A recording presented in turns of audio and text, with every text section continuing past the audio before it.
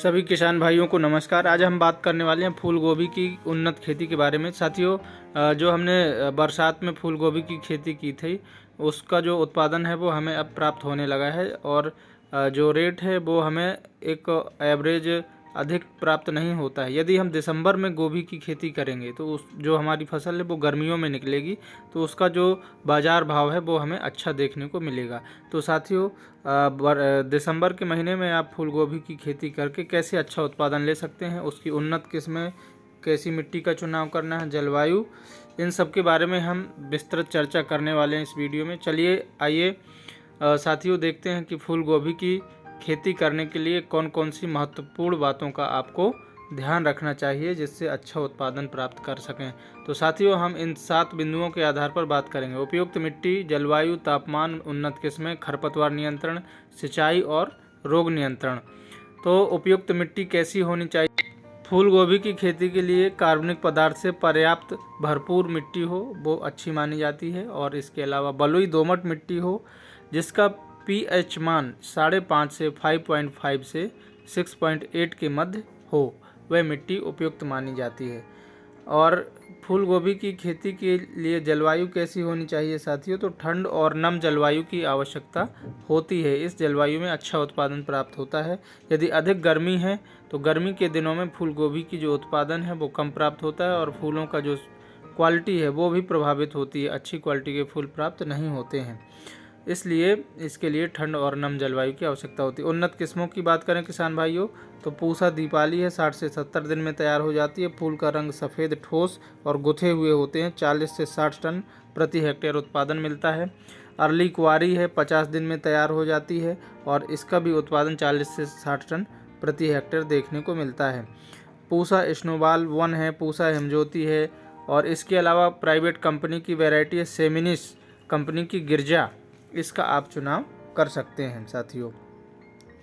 अब हम थोड़ा सा 1-2 वैरायटी के बारे में आपको बता दें कि जो पूसा हिमज्योति वैरायटी है ये हम अप्रैल से जुलाई के महीने में हिल एरिया में लगा सकते हैं। पूसा स्नोबॉल है वो ब्लैक रॉट डिसीज फूल गोभी में लगती है, उसके प्रति रेजिस्टेंट वैरायटी होती है। और इसके अलावा साथियों पूसा स्नोबॉल K2 ये वैरायटी स्क्लेरोसिया रॉट डिसीज होती है, उसके प्रति रेजिस्टेंट होती है। इस वैरायटी का चुनाव कर सकते हैं साथियों। पूसा हिमज्योति, पूसा स्नोबॉल 1 और पूसा स्नोबॉल 2 इन वैरायटियों का चुनाव कर सकते हैं। हाइब्रिड में पूसा सुब्रा है, पूसा अगहनी है, इन किस्मों का आप चुनाव कर सकते हैं। पूसा केतकी है, पूसा दीपाली, पंत सुब्रा, ये किस्में आप प्रमुखतया से लगा सकते हैं। इसको अलावा लगने का समय बताएंगे साथियों कि कब फूल गोभी की खेती हम लगा सकते हैं। नवंबर और दिसंबर में इसकी नर्सरी बो देनी चाहिए ताकि दिसंबर के अंत तक हम इसकी रोपाई कर सकें। अगेती किस्मों की बीज दर की बात करें तो 600 से 700 ग्राम प्रति हेक्टेयर होती है, और मध्यम किस्मों के लिए साथियों 500 ग्राम प्रति हेक्टेयर बीज दर की आवश्यकता पड़ती है। साथियों, सिंचाइयों की बात करें तो रोपाई के तुरंत बाद कर देनी चाहिए, और गर्मियों में हफ्ते में 2 बार सिंचाई कर देनी चाहिए। इसमें एक एवरेज 8 सिंचाइयों की आवश्यकता पड़ती है फूल गोभी की, यदि हम खेती कर रहे हैं।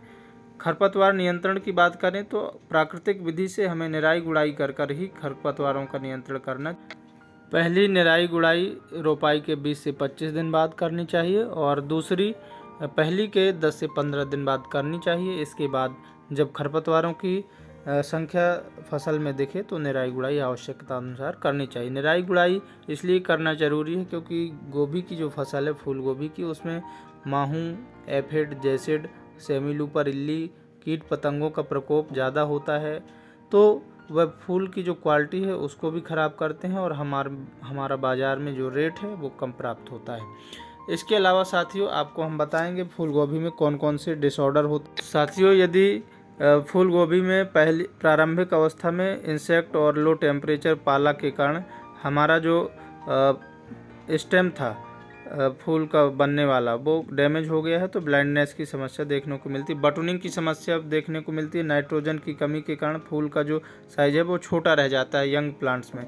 इसके अलावा होलो स्टेम, विपटेल, क्लोरोसिस, रिशिनेस और ब्राउनिंग की समस्या देखने को मिलती है फूल गोभी में। ब्राउनिंग बोरोन की कमी के कारण होता है साथियों, और क्लोरोसिस मैग्नीशियम की कमी के कारण, और भिप्टेल मॉलिब्डेनम की कमी के कारण हो जाता है। इसी के साथ सभी किसान भाइयों को बहुत बहुत धन्यवाद। मिलते हैं अगले वीडियो में।